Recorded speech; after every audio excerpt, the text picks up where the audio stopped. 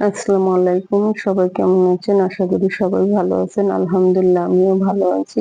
এই যে দেখুন এখানে আমি ছোলা দিয়ে ভুনা খিচুড়ি রান্না করেছি। এই যে রমজানে কিন্তু আমরা এভাবে খিচুড়ি রান্না করে খেতে পারি। প্রতিদিন কিন্তু আসলে আমাদের ভাজাপুরি খেতে ভালো লাগে না। ইফতারটা একদিন এক রকম হলে ভালো লাগে। এই রেসিপিটি আজকে আমি আপনাদের সাথে শেয়ার করব। চলুন মূল ভিডিওতে চলে যাই। এখানে আমি এই ছোলা দিয়ে ভুনা খিচুড়ি রান্না করার জন্য এখানে পোলার চাল আর নাগেশ্বরী চাল নিয়েছি, সাথে মুসুরির ডাল নিয়েছি, চালটা আমি ধুয়ে নিয়েছি, সাথে দারচিনি, এলাচ, তেজপাতা দিয়েছি। ছোলাটা আমি ভিজিয়ে রেখেছিলাম সকালবেলায়। যেদিন ছোলাটা ভালোভাবে ভিজাতে হবে। সাথে আমি ২ টা আলু কেটে নিয়েছি। এই যে ধরুন আলুগুলো এভাবে সাইজ করে ছোলার মতন সাইজ করে কেটে নিয়েছি। এখানে পেঁয়াজ, কাঁচামরিচ কেটে নিয়েছি। চুলায় এখন যে আমি একটা পাতিল বসিয়ে দেব। পাতিলের মধ্যে আমি তেল দিয়ে দেব। এই যে দেখুন পাতিল বসিয়ে দিলাম। পাতিলটা গরম হলে তেল দিয়ে দিব। খিচুড়িটা আমি সর্ষের তেল দিয়ে রান্না করব। আপনারা সয়াবিন তেল দিয়েও রান্না করতে পারেন। খিচুড়িতে তেলটা আমি একটু বেশি দিছি। আমি ২.৫ কোটার মতন চাল নিয়েছি। এই যে দেখুন পেঁয়াজটা দিয়ে দিলাম। খিচুড়িতে আসলে পেঁয়াজটা একটু বেশি দিলে খেতে কিন্তু ভালো লাগে। পেঁয়াজটা খিচুড়িতে সবসময় আসলে পেঁয়াজটা আমি একটু বেশি দেওয়ার চেষ্টা করি।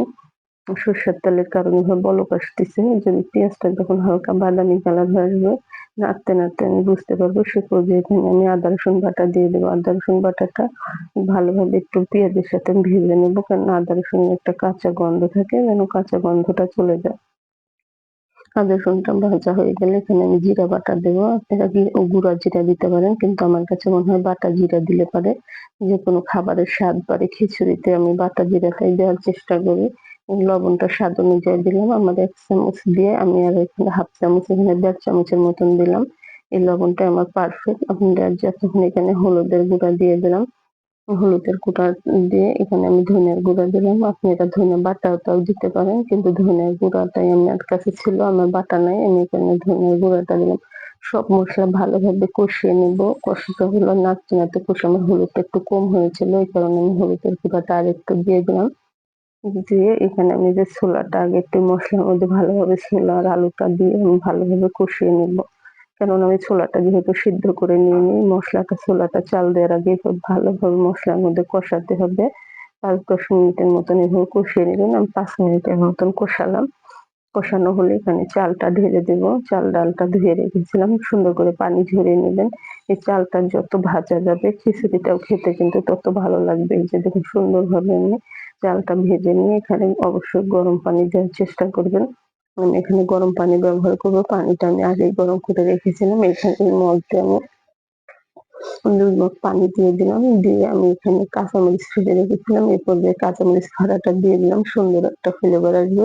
খেতেও কিন্তু অনেকটা ভালো লাগবে। কাঁচামরিচের এই পর্যায়ে দিলে আমার কাছে ভালো লাগে। দিয়ে আমি ঢাকনা দিয়ে ঢেকে দিলাম। আমার খিচুড়ির পানিটা যখন নিচের দিকে চলে যাবে সে পর্যায়ে আমি ঢাকনাটা খুলে নিলাম। নিয়ে এখানে আমি এরকম একটু উল্টিয়ে দেবো। আমার চালটা একটু শক্ত আছে। এই পর্যায়ে আমার চুলাটা লো আঁচে রাখতে হবে। চালটা ফুটতে দিতে হবে। এই যে দেখুন এই পর্যায়ে আমি এখানে একটু ঘি দিয়ে দেবো। আর কয়েকটা আস্ত কাঁচামরিচ দিয়ে দেবো। ঘিটা অপশনাল।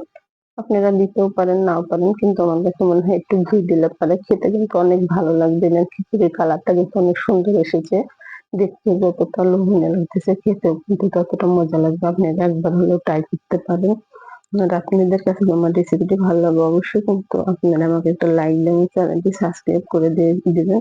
যারা আমার ভিডিও দেখতে, দেখতে একটা লাইক দিয়েছেন তাদেরকে অনেক, অনেক ধন্যবাদ। এই যে দেখুন একটু পর ঢাকনাটা খুলে আমার খিচুড়িটা সুন্দর চালটা ফুটে গেছে। এই পর্যায়ে দেখুন আমি নেড়ে ছেড়ে এটা আমি চুলায় থেকে নামিয়ে নেব। যে চালটা সুন্দর ফুটে গেছে। খিচুড়িটাও কিন্তু সুন্দর ঝরঝরে রয়েছে। আসলে এটা আমি ভুনা খিচুড়ি একটু ঝরঝরে না হলে ভালো লাগে না। এই যে দেখুন আমি এই কারণে একটু ঝরঝরে করারই চেষ্টা করলাম। এই পর্যায়ে এখন আমি চুলা থেকে এটা নামিয়ে নেব। এই খিচুড়িটা কিন্তু আপনারা মাংস দিয়েও খেতে পারেন, কিন্তু আজকে আমি শসা দিয়ে শুধু খাবো ইফতারিতে। আমার কাছে মাংসের থেকে এরকম খিচুড়িটা এমনি খেতে ভালো লাগে। আপনারা এভাবে পরিবেশন করতে পারেন। আপনারা অবশ্যই ট্রাই করবেন। এই জন্য খিচুড়িটা আমি বেড়ে নিয়েছি। দেখতেও যতটা লোভনীয়, খেতেও কিন্তু অনেকটা মজা লাগবে। সাথে আমি এই যে শসা খিরায় দিয়ে দিলাম। সাথে লেবু দিয়ে দিলাম। একটু ইউটিউব সারাদিন করতে থাকার পর একটু খিচুড়ির সাথে লেবু হলে টক, টক লাগবে। খেতে কিন্তু অনেক ভালো